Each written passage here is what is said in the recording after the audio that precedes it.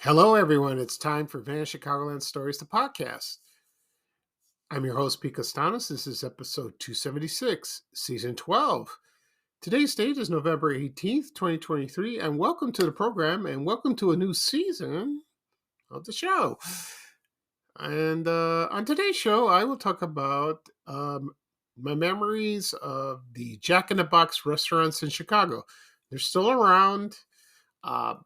Like I said, they're not in Chicago. They're elsewhere. Most are in the West Coast. Also, I will talk about my memories of watching gangster movies on WGN-TV Channel 9 in Chicago. They were aired on Sunday nights. I'm talking about the black and white ones featuring James Cagney, Humphrey Bogart, George Raft, Edward G. Robinson. So I'm not going to list all of them, but I'm going to talk about the ones that I watched when I was a kid, and that's a fun topic, and I think a lot of people remember that. Okay, so right now the program will go into a commercial break, and this program is brought to you by the Battleship board game from Milton Bradley. I think when I was growing up, I think every kid that I knew had this. And here's a commercial from 1967, 1968. It's the most famous one where there's two kids playing. And once the commercial airs, when I come back, I will explain. Okay. So sit back and relax and enjoy. Thank you, everyone. Battleship! Battleship! Battleship, Milton Bradley's great game of strategy. It's loaded with action and suspense. Play it anytime, anywhere. B4, hit. J1, huh, you missed. J10, oh, you struck my battleship. Battleship, a game of strategy from Milton Bradley. Maruchan superfans are everywhere. From the busy moms who want to deliver maximum flavor in a flash to dorm room diners who want to put some slurp in their step. There are a ton of copycats you could use. But if you want to bless your bowl, there's only one true Maruchan. Whether you choose instant lunch, ramen bowls, yakisoba, or restaurant quality gold, Maruchan is the only ramen worth obsessing over. Smiles for all. Maruchan. See what all the ramen hype is about at maruchan.com. Okay, everyone, I am back. I hope you enjoyed the commercials for Battleship, the board game from Milton Bradley. I had this game when I was a kid. I loved playing it. That was one of the few board games that I really enjoyed.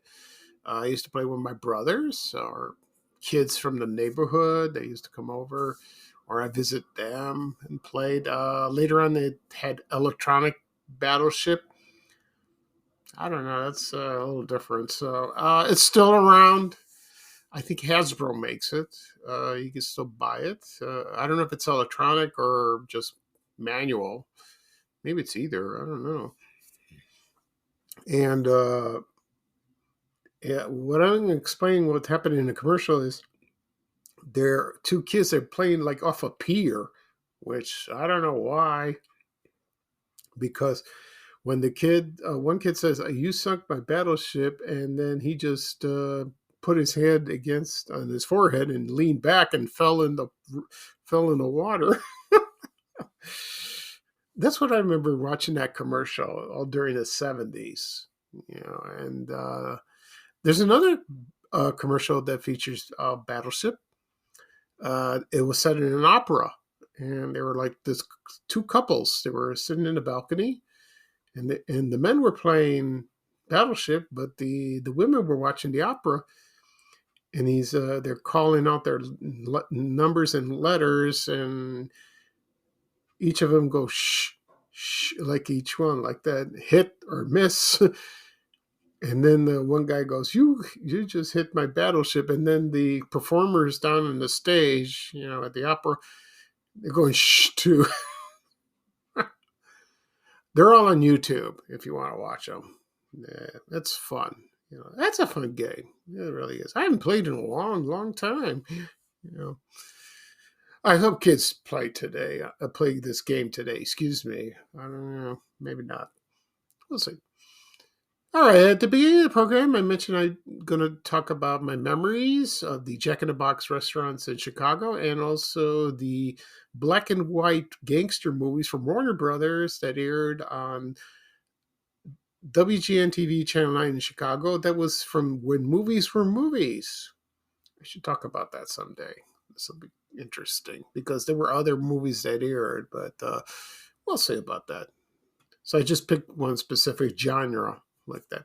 Before I get started, I want to mention one thing. I received a nice comment from this woman on Facebook. She says, first she says, Pete, I don't know how to listen to your podcast. I'm not computer savvy, really. I'm on Facebook, but how do you listen? And I keep telling people on the air what's the best way to listen to my podcast? And I tell them, go to my YouTube channel, do a search, go and search Vanish Chicagoland Stories, the podcast, and take you right there, and then you hit subscribe, and then you'll get the future episodes. You'll receive a notification, and she says, "Oh, okay." And then she said, "I listened to you on the radio. I'm on the radio, I think, maybe satellite radio, maybe, I don't know." And she says, "My children listen to it. My daughter is." I believe it's her daughter. She's like 15 or 16, and she loves it. She loves listening to it. She said, and I said, "Thank you. That's very nice. That's very considerate." I love when young people listen. Younger than me, of course. Like teenagers, younger than that. I receive a few messages from younger people. They said they love Chicago history. That's amazing. That's nice, and it seems like parents encourage them to learn. Don't. It's nice to focus on the present and also the future, but the past is very important too. Because you learn things. I've seen many times and witnessed that today's youth are not interested and they don't know. They're unfamiliar, and they give you that funny look, and the eyes roll back, and it's kind of insulting in a way. But I think that's up to the parent. Well, I shouldn't say this, but maybe I should. But it's up to the parent's job, just to try to make them learn and on that. So I'm sure they teach history in school. Oh yeah, I'm sure they do. But pop culture, no, I don't think so. But so that it's great. It's so funny. I mean, there's more to learning than reality TV, on television. No, you don't learn anything. You're just entertained. There's a difference like that. So that's wonderful. That really is. Yeah, I do receive comments like that once in a while, but I don't show off or anything. But that really touched me, and so I told her thank you. Okay, let's get started. I will talk about the Jack in the Box restaurants, and a lot of people know it's still in business. They're out west. I think they're out in Colorado, Arizona. California mostly. Someone said St. Louis, maybe. I think, or I don't know, but not in Chicago. Maybe someone mentioned Illinois, like downstate. Maybe I'm not sure, but they're not where I live or in the vicinity. They just gone. And I think they came in the Chicagoland area probably uh, maybe late 60s or early 70s, around that time. 69, 70. I know they were most in the 70s. And I have a couple memories of that place. One, my mom, well, sometimes my dad was with us. And me and my brothers, we used to go to the Avon Theater in Chicago that was located at West Fullerton Avenue and Kimball. It's like east of Pulaski. West of Kedzie, and that was on the corner. And the Avon Theater showed Greek movies, like black and white, and that was fun. I think I talked about that in a podcast episode a long time ago. And we didn't drive at the time. We took the bus. We took a lot of buses. We took the 74 Fullerton bus, and then heading home, we took the Howard line, the L, and then we went downtown, and then we took like maybe the South Suburban Red bus. That I don't really remember how we got there, but and we used to watch the movie, and it was great. A lot of Greek people in the theater. They showcase dramas, comedies, like that. And then one night, we got out early and we were hungry, and across the street was a Jack in the Box. And my mom said, why don't we get some burgers? Okay. And I remember we go in, and I remember seeing on the menu the Jack steak, the sandwich, but I'm sure we had the burgers, and then I remember the glasses. It's a Jack in the Box, and we kept those glasses for a long time. The drinking glasses. I should have kept it, because those probably collector's item by now. And that was the only time I've patronized there. So that was the only jet. But I'm going to tell you the let me tell you the history of this place first. That was founded on February 21st, 1951. It was by a man named Robert O. Peterson in San Diego, which is now located there. And so it's right here. Most of the restaurants are found on the West Coast, like, for example, Phoenix, Salt Lake City, Denver, Albuquerque, Texas, like a lot of cities in Texas, Dallas, Fort Worth, Houston, Austin, San Antonio, Oklahoma City, also Kansas City, St. Louis, Indianapolis, and what else did I miss? One? Yeah, and a couple in Guam. Didn't know that. And the food was just like McDonald's, I don't know, like that. And they started franchising, like that. First in California, like where it originally was, and then it expanded to all over the country, I believe. And then in 1968, Mr. Peterson sold Food Maker, that was the company, to the Ralston Purina Company.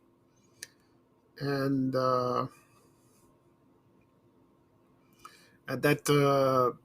then they had commercials, and then they had this famous child actor. If you remember, his name was Rodney Allen Rippey. He was an African-American child actor, and he's eating a big hamburger. His tagline was too big to eat, and he's eating a supersized Jumbo Jack hamburger. And you can find those on YouTube, and he was very famous. He appeared in a lot of TV shows and all that. And then he was also in Blazing Saddles. If you've seen the movie, he was there, And, now he works behind the scenes, and does little acting from now and then. But that's what everyone remembered him from, the commercials for Jack in the Box. So, let's see. Then the headquarters in Chicago for Jack in the Box was 2333 Arthur Avenue, in Elk Grove Village, Illinois. And it was the Food Maker Incorporated. And it was a subsidiary of Ralston Puri and a company. And I found some locations, a few, but I remember a couple more that are not listed. So here's one. One was at 306 East Palatine Road in Arlington Heights. All of them are in Illinois. So it's 306 East Palatine Road in Arlington Heights, 103rd, 35 South Cicero Avenue in Oak Lawn. Now, that one I know a lot because a lot of people remember this place, and now it's Rosie's Euro place. But the building's still there like that, but a lot of people remember that. Also, 251 North Chicago, Joliet, 27 East Lake Street in Addison, 257 East 147th Street in Harvey, 3355 West Irving Park, and also 3425 West 26th Street. That's the Little Village neighborhood. And I mentioned the one in Fullerton and Kimball. There was one there. There was one more that's not listed that I remember. It was at 103rd Street and Halstead in the Roseland neighborhood. Because when we used to drive, sometimes we drove, well, we had a car then, but we took the bus from our house to go to our old neighborhood. I saw the building, and I saw the clown for the drive-through. Oh, that clown, when you speak in the clown, that was a fascination to me. I wasn't scared, but it was like, wow. It's like, you would drive in and you would speak to the clown, and he would take your order. So that's funny, like that. Okay. All right. So, and then I'm sure there were other locations. I can't find more. I'm sure people have memories of where they've eaten, where they used to live, like that. I don't know if they had one downtown in the Loop. I don't think so. No, I doubt it. Anyway, right now I'm going to play a commercial from 1972, and I remember this commercial very well. I used to watch this when I was a kid on Channel 32, WFLD TV, on Channel 32 in Chicago. Excuse me. And this features like a fire truck, and then the fire truck is on a call, and they're racing through the streets, and actually they're stopping by a Jack in the Box drive-through. I remember this very well, and they were talking to the clown. When I come back, I will talk about the menu items, what they had during that time. So this will be interesting. All right, so sit back and relax, and let's go back to the 70s and listen to the Jack in the Box commercial from 1972. Thank you, everyone.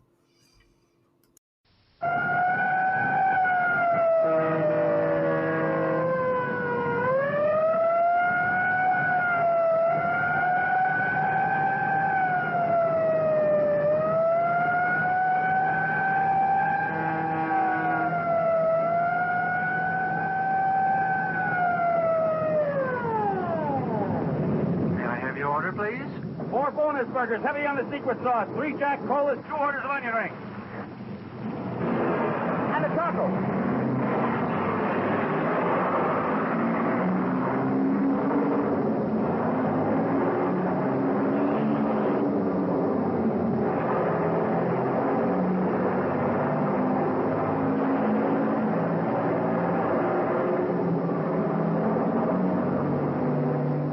Jack in the Box drive-through restaurants. Good food for people who just can't wait to eat. Okay, everyone, I'm back. I hope you enjoyed the commercial. That was the Jack in the Box commercial, 1972, where you can find them on YouTube. And I when I saw this on YouTube years ago, it took me back. And that was kind of cool. I wanted to go to that place. I really did. Then, So I'm going to talk about the items, and then I'm going to talk about a recent memory. Not a recent memory, but I did go again, but later in life, to a Jack in the Box restaurant. And let's see. So I have the menu up. Here's an old menu. They had hamburgers, cheeseburgers. They had the bonus burgers, which I'm sure it means, excuse me, it's an extra patty. So it's a double burger. They had fried chimp. They had French fries, malts, shakes like chocolate, vanilla, strawberry, Jack Cola, which is Coca-Cola. They call it Jack Cola. I don't know if there was a difference. Coffee, milk, orange, root beer, large drinks. Anyway, they also had the Jumbo Jack. The Jumbo Jack is like probably a bigger burger. Maybe it's the Big Mac. Maybe it was. Yeah, could be. Like that. They also had the Moby Jack. I'm assuming the Moby Jack is a fish sandwich. That's what I thought. Also, they had an item, Super Scoop. I think Super Scoop is like you would get either a bigger, a large order of fries, and that's probably what it was. I imagine it was. Also, they had the famous dessert was apple turnovers. Yeah, they had that. Okay, let's see what else. They had the Jack Steak. That was a steak sandwich. That looked good. That really did. And let's see what else they had. They had the Breakfast Jack. I don't know exactly what that was. They have it today. I don't know if it's a sausage or a hamburger you get it in the morning. I'm not sure. Well, anyway, so but in the 70s, I don't know what it was really. Okay, but I saved the best for last. It was their tacos, and every time I post something about Jack in the Box, they remembered their tacos, which was they were greasy, they were delicious, they were wonderful, much better than Taco Bell. Or any Mexican restaurant you go to, or like a little place. But they said they loved it, and it came regular or super tacos. So the regular was a regular size, and the super taco was bigger, And I never had the tacos there, but that's what they were famous for. And I probably I'm sure they still sell it today. I'm not sure. Okay, and so there were a lot of items that were discontinued, but there were so many, I don't want to go through all that, and it'll take time. One last thing about Jack in the Box is when I went to the Comic-Con comic book convention in San Diego, this was about 10 years ago. No, not 10 years ago. Over 10 years. Yeah, 15 at least. And they had a Jack in the Box in the neighborhood, but it was like on a hill, and it was a little distance, and I had to walk. I didn't want to take a cab. Uber didn't exist at the time, so I walked over there, and so I tried it, and I had a cheeseburger, I had the fries. I didn't order tacos. No, it was okay. It was okay, but I'm a McDonald's person, a Burger King person, a Wendy's person also. But it was bizarre. Maybe if I'm in the West Coast again, maybe I'll try again and see. I don't know, but it was okay. I would just see what all the fanfare was all about. And but I'm glad I went to the Jack in the Box. But there was no clown. Not in the drive-thru. I did not see it. I was disappointed. They just had a regular screen, that you talk to. I saw it when I walked in, and that was kind of cool. Someone else mentioned if Jack in the Box is returning to the Chicagoland area. There were rumors they are. I have not seen anything So you never know. That'd be kind of nice. That'd be kind of cool. Well, I heard maybe In-N-Out Burger might come here. We'll see about that, which I never tried it. I'd like to try it someday. They have over there in the West Coast, they have Carl's Jr. My brother lives in California. I asked him about that. And he says, it's all right. And but he's had In-N-Out Burger and he says, it's good.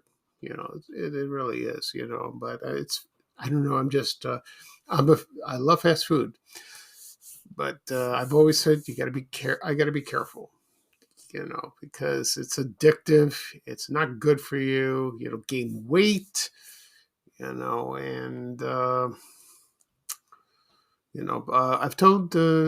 I've lost some weight recently, a little bit, so that's good because my goal is to be below 200 pounds, and I want to lose muscle. So I weighed about 195.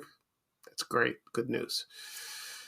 It's not easy, but my goal is to lose maybe about 10 more, 15 at least. It's going to take time. Anyway, so hopefully Jack in the Box will come. I hope it will come. We'll see. There's a great demand of customers for fast food. But now we have Culver's, so that place is good too. Okay, with the Butterburgers.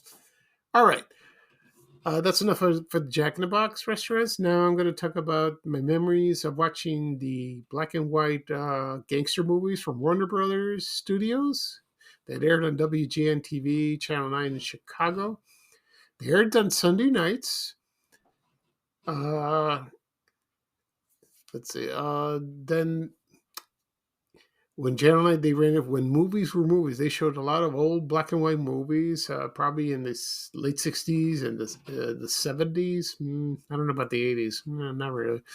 Mostly in the 70s, and I used to watch them right before I went to school. And my mom would yell at me because I'm staying up late and I had to go to school the next day. I was watching in my room. I was fascinated by, black and white movies, and one particular genre was the gangster movies. I don't really like gangster movies today. Not really. Goodfellas is all right. It's all right, or any movie directed by Martin Scorsese. He's a wonderful director and all that, but of course we got The Godfather. It's a classic, but I like the older ones. They were not fancy, not bloodier, but it was in that talk and the way they talk back then it was hilarious, And then, so my favorite actors of watching them were Humphrey Bogart, James Cagney, Edward G. Robinson, and George Raft. I didn't see much of George Raft movies, maybe a couple, but most was James Cagney and Humphrey Bogart, of course, Edward G. Robinson. And I'll give you a few that I remember. One, of course, was The Public Enemy. That came out in 1931. And that starred James Cagney, and Jean Harlow was in the movie. And the famous scene was when James Cagney was staying at his girlfriend's house, and he had the grapefruit. I think it was her. I keep forgetting because there were so many actresses that look alike. And so, the famous grapefruit scene. When she said something and he didn't like. And it was Mae Clark that was Kitty. So James Cagney took a piece of grapefruit and just plop it on her face. That's a famous scene. That is a famous scene. And at the end, it was kind of sad, the movie. It was, but James Cagney was brilliant. It was wonderful. That was one of my favorites, like that. And let's see what else. Other movies. Another movie he starred in was White Heat that came out in the 40s. He was good in that. Also, there was Angels with Dirty Faces. That was with James Cagney and also Pat O'Brien and Humphrey Bogart. And Pat O'Brien played the priest. He was in there. Also, the most famous movie that Edward G. Robinson was in was Little Caesar. It came out in 1931. I love that movie. That was great. And that was like the way he talked and the way he looked and going, that was wonderful. Also, my all-time the best one and I love was The Roaring Twenties. That came out in 1939. Starred James Cagney and Humphrey Bogart. And I love that one. That was the best. And one thing I want to mention, they always say that James Cagney was associated, you dirty rat, and I don't believe he ever said that in a movie. I don't know where they got that. I don't think he said it. No, I don't think so. Like that. Okay, and there was also G-Man. I remember that. There was San Quentin. All that, and let's see what else. There were a couple movies that Humphrey Bogart starred that I like. It was called Conflict. It wasn't really a gangster movie. It was a man who killed his wife, and it was a very good movie, and I watched it all the time. And it's sort of like a crime. It's a crime drama, but there's no gangsters involved, so like that. Also, there was a movie that was starred George Raft and Humphrey Bogart. Ida Lupino's called They Drive by Night. That came out in 1940, and it wasn't really a gangster movie, but it was It was a classic, and Ida Lupino played a wife of a head of a trunking company, and she put on a performance, and she had the hots for George Raft. Excuse me. So that one is a classic. They play all these on TCM, and you can get them on DVD or Blu-ray. You could do that. And but James Cagney looked like a mean, tough guy on the screen, but he was a gentle man, and very nice from what I read and from what I heard. Same with the others. Edward G. Robinson, he was a painter, and George Raft, they just they play these tough guys, like that. One movie they don't show, my brother pointed this out, is Scarface. It came out in 1932. The original one, not the one with Al Pacino. This is the one with Paul Mooney, and I watched that, and that was it was good. That was a good movie. Then they made Lady Scarface. So that was interesting, like that. So sometimes my brother watches a movie on DVD. He's got a collection of gangster movies, and we watch together, and it was fun, like that. But my favorite actor was Humphrey Bogart. I love everything he was in. You just can't take your eyes off of him in anything he did. And he was fascinating. He's still an icon to this day. He was always having a cigarette in his hand, smoking. That's what killed him, I think, later on. Of course, he was married to Lauren Bacall.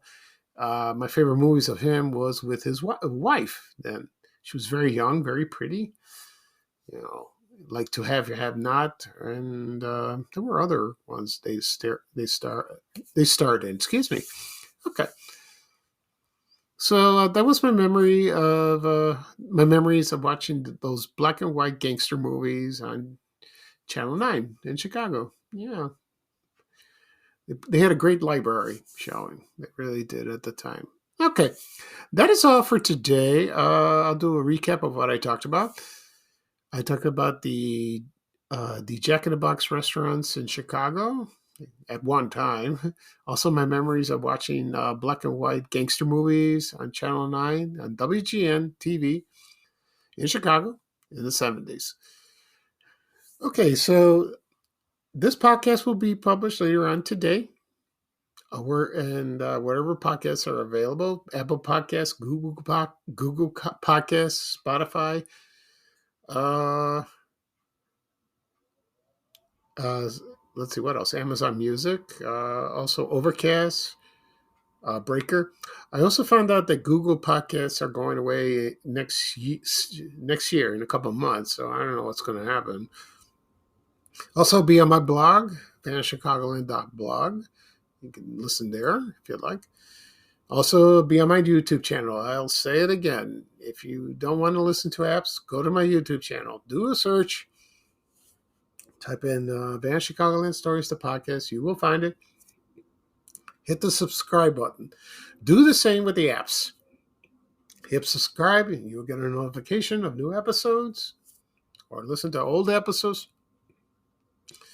Be my guest. Help yourself. So whenever you have time.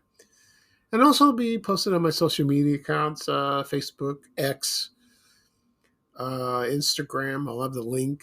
Also Threads. Threads is getting popular. I'm getting a lot of followers. Also Reddit. Also I post on LinkedIn. Excuse me. Do that. Okay. I will have another podcast episode probably tomorrow. Probably. Yeah, I'll think of something what I'll talk about. I have one topic in mind. Do some research, and we'll see what will happen. Okay, so this is Pico Stein, your host for Van Chicagoland Stories, the podcast. Thank you for joining me. I had a wonderful time. First show of season 12. I'm very excited. Lots more coming. And so here's it's a beautiful day. It's a beautiful Saturday. It's nice and not a cloud in the sky. A little chilly. But it's November. It's close to Thanksgiving. Okay, so here's bye-bye for me, and here's Ray Rayner with a little traveling music saying bye-bye-bye. Take care, everyone, and so long. We have to go. Bye, bye, bye.